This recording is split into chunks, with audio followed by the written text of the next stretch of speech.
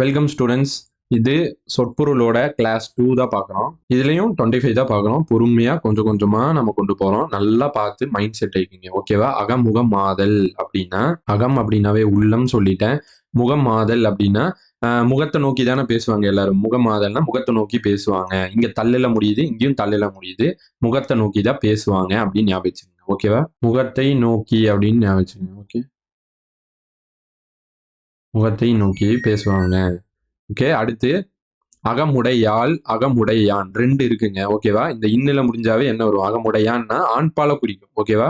இது ஆண் பாலை குறிக்கும். இது யாழ் அப்படின்னா பெண் பாலை குறிக்கும். ஓகே, அப்போ இங்க முடையாள் அப்படின்னு வந்தா மனைவி, உடையான் அப்படின்னு வந்தா கணவன். ஓகேவா? அப்படியே ஞாபகம் வச்சுங்க. இந்த மாதிரி யூனிக்கா இருக்கிறதாங்க கேட்பாங்க. பார்த்தோன்னே நமக்கு ஒரு மைண்ட்ல வரும். ஓ, இதை பார்த்தா கண்டிப்பா கேட்பாங்கடான்னு சொல்லி அந்த மாதிரி நம்ம கொஸ்டினை ஜென்ரேட் பண்ணிட்டே இருக்கணும் மைண்ட்ல. இது கேட்பான் பாரு, இந்த மாதிரி இருக்கு யூனிக்கா கணவன் மனைவி, இது பொது வாழ்க்கையில வர விஷயம். அப்போ ஒரு வாழ்க்கையில வர விஷயம்னா கண்டிப்பா எடுப்பாங்க அப்படின்னு நாம தான் இமேஜின் பண்ணணும். அவங்க மைண்டுக்குள்ள நாம தான் போய் நம்ம ரீட் பண்ணணும். அப்பதான் நமக்கு மைண்ட் செட் வரும். ஓகேவா?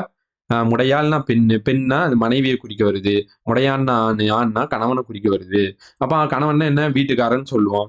மனைவினா என்ன சொல்லுவோம்? வீட்டுக்குடையவள் அப்படின்னு சொல்லுவோம். வீட்டுக்காரன், வீட்டுக்காரம்மா அப்படின்னு சொல்லுவோம். வீட்டுக்குடையவள். ஓகேவா? அடுத்து அகமுனல். அகமுனல்னா முனல்னா முணங்கிறது. முணங்கிறது அப்படின்னு ஞாபகம். இப்போ நம்ம எக்ஸாமுக்கு படிக்கலைன்னா என்ன பண்ணுவோம்? முணங்கிட்டே இருப்போம். ஐயோ படிக்கலையே படிக்கலையேன்னு. அதனால முணங்கக்கூடாது. தெளிந்து கொள் அப்படின்னு ஞாபகம். தெளிந்து கொள். முணங்காத, தெளிந்து கொள் அப்படின்னு ஞாபகம். தெளிந்து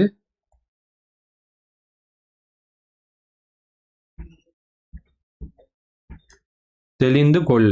முணங்காத, தெளிந்து கொள். அப்ப இங்க தெளிந்து வந்துருச்சு, இங்க கொள்ளும் வந்துருச்சு. ஓகே, அகன்னா மனம் அப்படின்னு அர்த்தம். மனதிற் கொள்ளல். ஓகேவா? அடுத்து அகர்ணம்.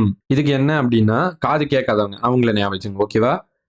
என்னதான் செவிடன்ட்ட போய் பாம்பு பாம்புன்னு கர்ணம் போட்டாலும் அவங்களுக்கு காது கேட்காது அப்படின்னு ஞாபகம் வச்சுங்க. அதனால தான் நான் இங்க இமேஜ் வச்சிருக்கேன். ஜஸ்ட் ஃபார் ஷார்ட்கட்காக தான், யார் மனதையும் புண்படுத்துவதற்காக இல்லை. ஓகேவா? நான் திரும்பவும் சொல்றேன். என்னதான் செவிடன்ட்ட போய் பாம்பு பாம்புன்னு கர்ணம் போட்டாலும் அவனுக்கு காது கேட்காது தானே. அத நம்ம ஞாபகம் வச்சுக்கலாம். ஓகேவா? அடுத்து அகர்த்தவியம். தவி அப்படின்னு எடுத்துக்கங்க. இப்போ செய்யத்தகாத விஷயத்த செஞ்சுட்டோம் அப்படின்னா மனசு எப்படி தவியா தவிக்கும். நம்ம செய்யத்தகாத செஞ்சிருவோம், நமக்கே தெரியாது. இப்போ வந்து கோவப்படக்கூடாது, செய்யத்தகாததான் இருந்தாலும் நம்ம எங்கேயோ ஒரு டைம்ல நம்ம கோவப்பட்டிருப்போம். அப்போ நம்ம செய்யத்தகாத செஞ்சுட்டோம்னா தவிப்போம். ஐயோ நம்ம இப்படி பண்ணிட்டோமே தவியா தவிப்போம். அப்ப தவியம்னு வந்துடும். அடுத்து அகர் நிசம். நிசம்னா நிஜம் அப்படின்னு. நிசம்னு ஞாபகம். நிசம்பா பகலும் இரவும் நெஜம்பா அப்படின்னு ஞாபகம். ஓகேவா? நெசம்பா பகலும் இரவும் நெசம் அப்படின்னு ஞாபகம். ஓகே, பகலும் இரவும் சேர்ந்ததுதான் ஒரு நாள். ஓகேவா? அதனால நாள் எல்லாம் அப்படின்னு வந்துடும். ஓகே, இது பாருங்க. அகர் முகம் இருக்கு. சரியா? நீங்க என்ன ஞாபகம் வச்சிருக்கீங்க அப்படின்னா விடியற் காலையில முகம் ஏன்டா இப்படி வைக்கிற? இப்ப எல்லாரும் காலையில எழுந்துச்சோன்னு இப்படி உட்காந்துருவோம். அச்சோ என்னடா இன்னைக்கு எப்படி போதோ அப்படின்னு சொல்லி இப்படி முகத்தை வச்சிருப்போம். கையை வச்சு இப்படி முகத்தை வச்சுட்டு கவலைப்படுவோம். சொல்லுவாங்களே காலையிலேயே இப்படி இருந்தீன்னு உருப்படுவியாடா அப்படின்னு சொல்லி. அதை வந்து நம்ம ஷார்ட்கட்டா அப்படியே ஞாபகம் வச்சுக்கணும். ஓகேவா? விடியற் காலையிலேயே முகத்தை ஏன்டா இப்படி வைக்கிறேன்னா வைகரை வைகரை அப்படின்னு ஞாபகம் வச்சுங்க. ஓகேவா? அகரம் ஏற்றுதல். மேற்றுதல்னா ஏற்றுதல் அப்படின்னு ஒரு ரைமிங்கா. மேற்றுதல் இயற்றுதல். ஓகேவா? ரைமிங்கா வந்துரும்பா. ஓகே, அடுத்து அகராதி கிரமம் அப்படின்னா, அகராதினா என்னங்க? டிக்ஷனரின்னு அர்த்தம். இப்போ அகராதினாவே அகர வரிசையில வரும். டிக்ஷனரியே அகர வரிசையில தான் வரும். அப்ப அகரம் முதலாக வரும். இங்க முறைமைன்னு இருக்கு. இந்த கிராமத்தை ஞாபகம் வச்சுங்க. கிராமம்னாவே எல்லாமே முறையா செய்வாங்க. கிராமத்து மக்கள். நகர மக்கள் வந்து இப்போ காலையில ப்ராப்பரா எந்திரிக்கிறது அந்த மாதிரி எல்லாம் பண்ண மாட்டாங்க. இப்போ கிராமத்துல இருக்கிறவங்கன்னா எல்லாமே முறையா செய்வாங்க. நான் இது வந்து நகரத்துல வாழ்றவங்கள தப்பா சொல்லணும்னு சொல்லல, ஷார்ட்கட்காக சொல்றேன். ஓகேவா? எல்லாத்தையுமே சொல்ல முடியாது. ஓகே, கிராமத்துல இருக்கிறவங்கள எல்லாமே முறையா இருப்பாங்க, முறையா பண்ணுவாங்க அப்படின்னு ஞாபகம் வச்சுங்க. அப்போ ஏன்னா இங்கேயும் அகராதி வருது, இங்கேயும் அகராதி வருது. நான் வெறும் இந்த அகராதி வச்சு சொன்னேன்னா உங்களுக்கு குழப்பிடும். இந்த கிராமம் வச்சு நான் லிங்க் பண்ணி கொடுத்துட்டேன், நீங்க நல்லா பாத்துக்கோங்க. ஓகேவா? படித்தவன், இதுக்கு 2 மீனிங் இருக்குங்க. அகராதி படித்தவனை 2ஆ ஸ்பிளிட் பண்ணீங்க அப்படின்னா அகராதியை படிச்சவன், அதாவது டிக்ஷனரியை படிச்சவன் அப்படின்னு அர்த்தம். அப்போ டிக்ஷனரியை படிச்சவனா அவன் மிகுந்த கல்வியாளன். இப்ப நாம என்ன பண்றோம்? சொற்பொருள் டிக்ஷனரி மாதிரி தான் படிச்சுட்டு வரோம். இப்ப அகராதி படித்தவன் அப்படின்னா அகராதியை முழுசா படிச்சவன், நல்லா படிச்சவன், மிகுந்த கல்வியாளன் அர்த்தம். இன்னொரு மீனிங்கும் இருக்கு. நம்ம பேச்சு வழக்குல சொல்லுவோம் அகராதி புடிச்சவன் அப்படின்னு சொல்லுவோம். அகராதி புடிச்சவன், அகராதி புடிச்சவன் பாய்வன் அப்படின்னு சொல்லுவோம். அது வந்து ஆக்சுவலா அகராதி படித்தவன் தான் வரணும். நம்ம பேச்சு வழக்குல அகராதி புடிச்சவன் சொல்லுவோம். அகராதி பிடிச்சவன்னா என்னங்க, யார் சொல்றது கேட்க மாட்டான், தான் போற போக்கு தான் அப்படிங்கிறது தான் அகராதி பிடிச்சவன் அர்த்தம். ஆக்சுவலா நம்ம சொல்லணும், எப்படி சொல்லணும்னா அகராதி படித்தவன் தான் சொல்லணும். பேச்சு வழக்குல பிடிச்சவன் மாறிடுச்சு. ஓகேவா? அப்ப அகராதி பிடிச்சவன்னா நமக்கு எல்லாத்துக்கும் தெரிஞ்சதுதான். பிறர் கருத்தை வந்து கேட்க மாட்டான், பிறர் கருத்தை கேளாது, அவன் போக்குல போறது, தன் போக்கில் செல்லுபவன். அதுதான் அகராதி பிடிச்சவன் சொல்லுவோம். ஓகேவா? ரெண்டாவும் வரும் மீனிங் சொல்லிட்டேன். அகரு அப்படின்னா உட்காரு அப்படின்னு நினைச்சுங்க. உட்காரு, உட்காருப்பா, மரத்துக்கு கீழே உட்காரு அப்படின்னு சொல்லுவோமா? மரத்துக்கு கீழே உட்காரு. ஏன்னா கீழேன்னா கில்லு ஞாபகம். ஓகேவா? உட்காரு, மரத்துக்கு எழுதிடுறீங்க, மரத்திற்கு கீ கீழே, மரத்துக்கு கீழே உட்காரு அப்படின்னு ஞாபகம். ஓகேவா? மரத்துக்கு கீழே உட்காரு அப்படின்னு ஞாபகம். ஓகேவா? அகருன்னா உட்காருன்னு வந்துடும். மரத்துக்கு கீழே உட்காருன்னா மரத்துக்குன்னா இங்க மரம் வந்துருச்சு. என்ன மரம்? அகில் மரம். அது ஞாபகம் தான் நான் கில்லுக்கு கீழேன்னு சொல்லியிருக்கேன். ஓகேவா? அப்ப ஈஸியா உங்களுக்கு ஞாபகம் வந்துடும். அடுத்து அகருதம் அப்படின்னா மருதம் ஞாபகம். இப்ப மருதம் என்னங்க? வயல். வயலும் வயல் சார்ந்த இடமும் வரும். அப்ப வயல்ல தான் வந்து நெல் விளையும், வாழை விளையும், எல்லா பயிர்களும் அங்கதான் விளையும். அப்போ எல்லாம் விளைஞ்சு அங்கதான், அங்க எல்லாமே விளைஞ்சு என்ன பண்ணுவாங்க? விற்பாங்க, விற்பாங்க, விற்பாங்க, வித்துட்டு இருப்பாங்க அப்படின்னு ஞாபகம். ஓகேவா? வயலும் வயல் சார்ந்த இடமும் அங்க விளையறதெல்லாம் விற்பாங்க, விற்பனை அப்படின்னு ஞாபகம். ஓகேவா? இங்கேயே எழுதிடுறான். விற்பனை, விற்பனை, விற்பனை, வித்துட்டு இருக்காங்க அப்படின்னு அர்த்தம். அப்ப விற்று இருக்கை அப்படின்னு வந்துடும். ஓகேவா? அடுத்து அகல் அப்படின்னா என்னங்க? அகல்னா அகண்டு போ, என்னை விட்டு போ அப்படின்னு சொல்ற. விலகு, நீங்கு, ரெண்டுமே ஒரே மீனிங் தான். அடுத்து அகல்லிய மாமிசம். கள்ளி அப்படின்னா கழுவின்னு ஞாபகம். கழுவி. ஓகேவா? வீட்டுக்கு நம்ம மாமிசத்தை கொண்டு வந்தோன்னா என்ன பண்ணுவோம்? கழுவி வைப்போமா? அதை ஞாபகம். அப்ப கள்ளின்னா கழுவின்னு ஞாபகம். மாமிசம் அப்படின்னா என்ன? இறைச்சி. ஓகேவா? மாமிசம்னா நேரா இங்க இறைச்சின்னு வந்துடும். ஓகேவா? கள்ளின்னா கழுவி. அப்போ கழுவிய மாமிசம். இப்போ பாத்துங்க, இந்த ரெண்டையும் மெர்ஜ் பண்ணீங்கன்னா கழுவிய மாமிசம் வரும். கழுவிய மாமிசம்னா என்னங்க? இன்னும் சமைக்கல அப்படின்னு அர்த்தம். கொண்டு வந்தோம்னா கழுவுவோம், அப்புறம் தானே சமைப்போம். இப்போ கழுவிய மாமிசம்னா சமைக்கப்படாத மாமிசம்னு சொல்லலாமா? ஓகேவா? அடுத்து அகழ்வு. அகழ்வுனா பெருசு பண்றது. ரோடு வந்து பெருசு பண்றாங்க, ரொம்ப அகலம் பண்றாங்க அப்படின்னு சொல்லுவோம். அப்ப அகலம் பண்றாங்கன்னா விரிவு பண்றாங்க, அகலம். இன்னொரு மீனிங்கும் வரும். 2 மீனிங்காவும் வரும். அகல்னா பெருசுபடுத்துறது, விரிவுபடுத்துறது. இன்னொன்னு என்னன்னா, அகழ்வுனா நீக்கம் பண்றது அப்படின்னு அர்த்தம். அகண்டு போ, நீங்கி போ என்னை விட்டு அப்படின்னு சொல்றா. அப்ப நீக்கம், இதுவும் வரும். ஓகேவா? இதே மாதிரி உங்களுக்கு ஷார்ட்கட் பிளஸ் இமேஜோட ஒரு பேட்சே நம்ம ரன் பண்ணிட்டு இருக்கோம். சங்கத்தமிழ் batch, outsource batch. Outsource plus school book. ஒரு 13 மனப்பாட பகுதி மட்டும். நீங்க எங்கெல்லாம் கஷ்டப்படுறீங்களோ, இப்போ நீங்க சொற்பொருள் பாக்குறீங்கல்ல, அதே மாதிரி நீங்க சொற்பொருள், கலை சொல்லு, இந்த மாதிரி நீங்க எங்கெங்கெல்லாம் கஷ்டப்படுறீங்களோ அந்த மனப்பாடம் பண்ற பகுதிகளை மட்டும் ஃபில்டர் பண்ணி எடுத்து இமேஜ் பிளஸ் ஷார்ட்கட் வச்சு நம்ம பேட்ச் கொண்டு போயிட்டு இருக்கோம். சூப்பரா போயிட்டு இருக்கு. நம்ம கிட்டத்தட்ட கலை சொல்லே வந்து 1000 பிளஸ் கலை சொல் முடிச்சிட்டோம். அடுத்து 1000 பிளஸ் கலை சொல் தாண்டி நம்ம ரன் ஆயிட்டு இருக்கோம். அடுத்து வந்து பாத்தீங்கன்னா சொற்பொருளும் பாத்தீங்கன்னா நம்ம 350 சம்திங் நம்ம முடிச்சிருக்கோம். ஓகேவா? ரன் ஆயிட்டு இருக்கு பேட்ச். ஒரு 2 வீக்ஸ்லயே அட்லீஸ்ட் நீங்க காதுல கேட்டாவே போதும். இதுக்கு நீங்க கஷ்டமா இருக்கும்னு நினைப்பீங்க. காதுல கேட்டு இமேஜ் பார்த்தாவே போதும். அந்த அளவுக்கு நம்ம சூப்பரா கொண்டு போயிட்டு இருக்கோம். இந்த பேட்சுக்கான ஆஃபர் வந்து போயிட்டு இருக்கு. இப்போ நியூ இயர் ஆஃபரா நம்ம கொடுத்துட்டு இருக்கோம். இந்த ஆஃபர் வந்து நாளைக்கு வரைக்கும் இருக்கும். Jan 3 வரைக்கும் இருக்கும் உங்களுக்கு. அதனால குயிக்கா ஜாயின் பண்ணணும்னு நினைச்சீங்கன்னா குயிக்கா ஜாயின் பண்ணிக்கிங்க. ஆப் லிங்க், டெமோ வீடியோஸ், கலைச்சொல் சொற்பொருளுக்கான டெமோ வீடியோஸ், ஆப் லிங்க் எல்லாமே நான் கீழே வைக்கிறேன். டிஸ்கிரிப்ஷன்ல செக் பண்ணி பாருங்க. இந்த ஸ்கெடியூலுமே நான் கீழே வைக்கிறேன். குயிக்கா செக் பண்ணி பார்த்து ஜாயின் பண்ணிக்கோங்க. உங்களுக்கு யூடியூப்னா நம்ம வந்து ரெகுலரா கொடுக்கறதுங்கிறது வந்து கொஞ்சம் கஷ்டமா இருக்கு. ஏன்னா நம்ம ஜிஎஸும் கொண்டு போகணும் யூடியூப்ல. அப்புறம் பாத்தீங்கன்னா தமிழும் யூனிட் 7 நம்ம கொண்டு போகலான்னு இருக்கோம் யூடியூப்ல. அதனால வந்து டெய்லி ஒரு வீடியோங்கிறப்ப நம்ம எல்லாமே ஈக்குவல் இம்பார்ட்டன்ஸ் கொடுக்கறதுனால நம்ம கொஞ்சம் ஸ்பீடு, அவ்வளோ ஸ்பீடா போக முடியுமான்னு என்னால சொல்ல முடியாது. குயிக்கா ஜாயின் பண்ணணும்னு நினைச்சா ஜாயின் பண்ணிக்கங்க. ஃபீ வந்து 600 தான். தேங்க்யூ. பாருங்க, அகலன்னா விலகிறது, விலக பாக்குறது அப்படின்னு அர்த்தம். தேடுதல் அப்படின்னா இப்போ ஒரு விஷயம் பண்ணிட்டு இருக்கோம். இப்போ குரூப் 4 படிச்சுட்டு இருக்கோம்னா அதை விட்டு அகண்டு போறதுக்கு நம்ம பாக்குறது அப்படின்னு அர்த்தம். ஒரு மீனிங். ஓகேவா? நீங்க வகை பார்த்தல் அப்படின்னு அர்த்தம். இன்னொன்னு அகல தேடுதல் அப்படின்னா ஆழமா போய் படிக்கிறது. ஓகேவா?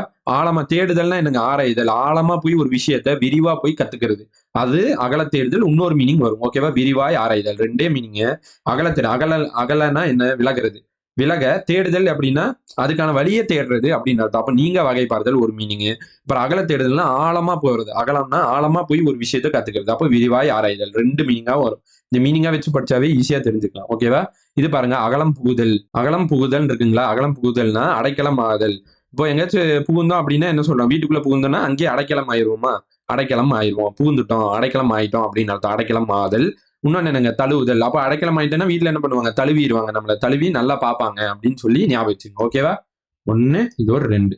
இல்ல ரைமிங்கா சொல்லி புகுதல், தழுவுதல், அடைக்கலமாதல் மூணுமே ரைமிங்காகவும் வரும். அப்படியும் நீங்க ஞாபகம் வச்சுக்கலாம். ஓகேவா?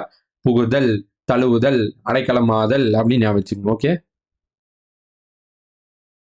புகுதல், தழுவுதல், அடைக்கலமாதல். இல்லைன்னா வீட்டுக்குள்ள புகுந்தா, இப்ப வேலைக்கு போயிட்டு வீட்டுக்குள்ள புகுந்தா என்ன பண்ணுவோம்? அடைக்கலம் ஆயிடுவோம். வீட்டுல நைட்டு ஃபுல்லா அடைக்கலம் ஆயிடுவோம். அப்ப அடைக்கலம் ஆயிடுவோம். வீட்டுல அப்பா வேலைக்கு போயிட்டு வந்தியாப்பா, இப்ப நீ சோர்வா இருப்பப்பான்னு அப்படின்னு வீட்டுல தழுவி விடுவாங்க நம்மள. தூங்குப்பா தூங்குப்பான்னு சொல்லி. அப்ப தழுவுதல் அப்படின்னு சொல்லி ஞாபகம் வச்சுக்கலாம். அடுத்து அகல உரை அப்படின்னா, அகலம்னா என்னங்க? விரிவா சொல்றது. அப்ப விரிவாக உரை. உரைனா உரைன்னு தான் வரும். அப்ப விரிவாக எழுதும் உரைன்னு வந்துடும். இங்க பாருங்க, அகல உரை அப்படின்னா விருத்தி உரை. அகல உரை அப்படின்னாவே விருத்தி உரை. ஓகேவா? அகல உரை, விருத்தி உரை ரைமிங்கா வந்துடும். ஓகேவா? அகலறை, அகலறைன்னு இருக்க, இங்க அறைன்னு இருக்கு. ஓகேவா? இப்போ மலைப்பக்கம் இருக்கு. மலைப்பக்கம்னா கொடைக்கானல் எடுத்துக்கலாம். ஓகேவா?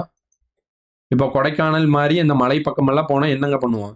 டூர் போயிருப்போம். அங்க என்ன பண்ணுவோம்? போய் அறை எடுத்து தங்கிடுவோம். அங்கேயே அறை எடுத்து தங்கிடுவோம் ஞாபகம் வச்சுங்க. இப்போ மலைப்பக்கம் கொடைக்கானல் போனாவே அறை எடுத்து தங்கிடுவோம். அப்ப அகலறைன்னா மலைப்பக்கம் வந்துடும்.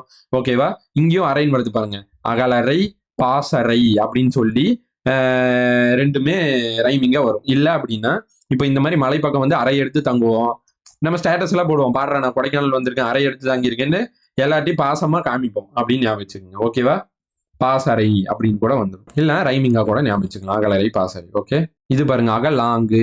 இது லாங்குனா இப்படி லாங்குன்னு ஞாபகம் வச்சுக்கோங்க. லாங்கா டூர் போறோம் அப்படின்னு கூட சொல்லுவோமா?